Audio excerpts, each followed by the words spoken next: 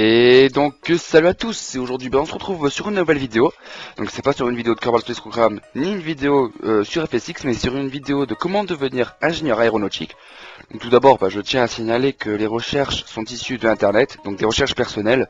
Il peut contenir des erreurs, merci de les signaler si vous en contenez.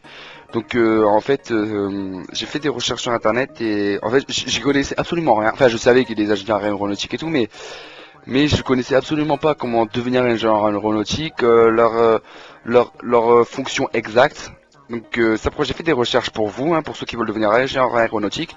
Donc on va commencer sans plus tarder. Donc l'aéronautique est ingénieur aéronautique est l'une des spécialisations du métier, faisant le plus rêver, non loin de celle de pilote de l'air. Cependant, le terme d'ingénieur en aéronautique désigne une qualification et non une fonction précise. Donc ingénieur aéronautique n'est pas un métier. Le diplôme d'ingénieur en aéronautique permet de manière générique de concevoir et de tester avions et hélicoptères de haute technologie, avions militaires pour les forces armées, ou encore fabrication de fusées, de lanceurs spatiaux, de missiles et de satellites. Sous l'appellation d'ingénieur aéronautique se cachent de nombreux profils et métiers. Ingénieur études et conception, ingénieur calcul, ingénieur production, ingénieur d'essai en vol, etc. Tous ces métiers ont des champs d'intervention très larges, électronique, mécanique, aérodynamisme, optique, système embarqué et même marketing.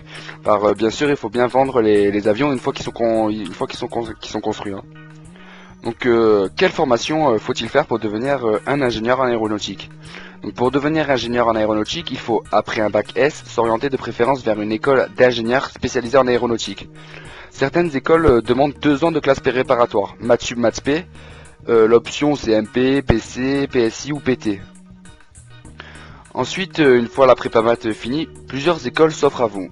Tout d'abord, l'ISAE, École d'ingénieurs en aéronautique et spatiale. Vous avez ensuite l'ENAC à Toulouse, l'ENSMA à Poitiers, l'ESTACA à Levallois-Perret et à Laval, ESISAR à Grenoble, l'IPSA à Paris et à Toulouse, sans oublier l'école de l'air, qui forme bien sûr les ingénieurs de l'armée, à Salon de Provence. A noter que les écoles toulousaines sont désormais rassemblées parmi de nombreuses autres écoles spécialisées en aéronautique et aérospatiale. Donc ça c'est juste une petite annotation. Je ne connais en revanche pas les meilleures écoles parmi eux, étant donné que je ne m'y connais pas dans ce métier. Donc voilà, je vous ai donné plusieurs, je crois que c'est 5, oui, je vous ai donné 6 écoles, dont l'école de l'air.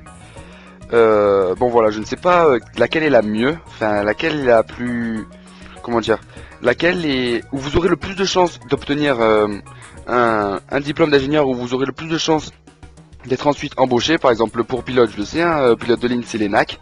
Ensuite les écoles privées et tout, voilà. Donc le mieux c'est d'aller à l'ENAC pour les pilotes de ligne. En revanche, pour les ingénieurs aéronautiques, bon je suppose c'est l'ENAC aussi, mais je n'affirme rien. Donc voilà, je vous ai donné plusieurs écoles.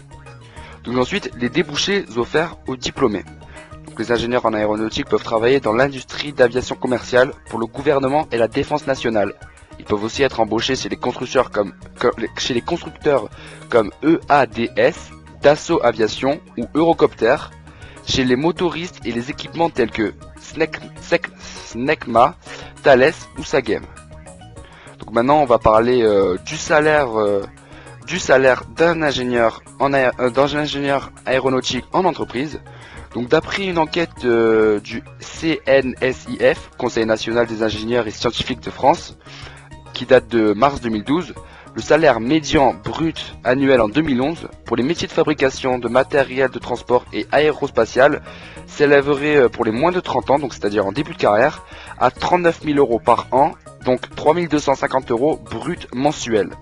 Et ça peut monter jusqu'à 92 473 euros, soit plus de 7 700 euros brut mensuels en fin de carrière. Donc autant dire que ça paye bien, mais je vous le répète, c'est la première fois que je vous le dis, mais si vous voulez faire ce métier, c'est vraiment comme n'importe quel métier, par exemple pilote aussi, c'est pas pour le salaire qu'il faut le faire, c'est vraiment pour la passion. Par exemple moi, si franchement on me dirait tu deviens pilote de ligne ou pilote dans l'armée, mais tu es que payé 1500 euros, mais je fonce quoi, même 1200 euros le SMIC, ou le SMIC je crois c'est 900 et quelques, mais je fonce quoi, je m'en fous. Bon, il me faut bien de l'argent pour vivre aussi, mais franchement c'est ma passion et je fonce quoi. Donc si jamais vous voulez devenir un métier, par exemple ingénieur aéronautique, dans ce cas-là, il faut que ça soit par la passion. Donc voilà, ma vidéo est finie. Si vous avez des questions, n'hésitez pas à les dire dans les commentaires. J'essaierai d'y répondre parce que je m'y connais pas trop. Ou alors si j'ai pas été clair, par contre n'hésitez pas à me le dire dans les commentaires. Ça, j'essaierai d'être le plus clair possible en vous répondant par message. Mais si c'est des infos supplémentaires, je ferai des recherches pour vous, il n'y a pas de souci. Hein. Mais je suis pas sûr de donner des bonnes réponses. Donc voilà, si cette vidéo vous aura plu, n'hésitez pas à me le dire dans les commentaires, à laisser un pouce vert, et si vous avez vraiment aimé et que vous voulez voir mes autres vidéos, abonnez-vous à ma chaîne YouTube. Et donc voilà, on se retrouve à la prochaine, et merci d'avoir regardé cette vidéo en entier. Allez, bye!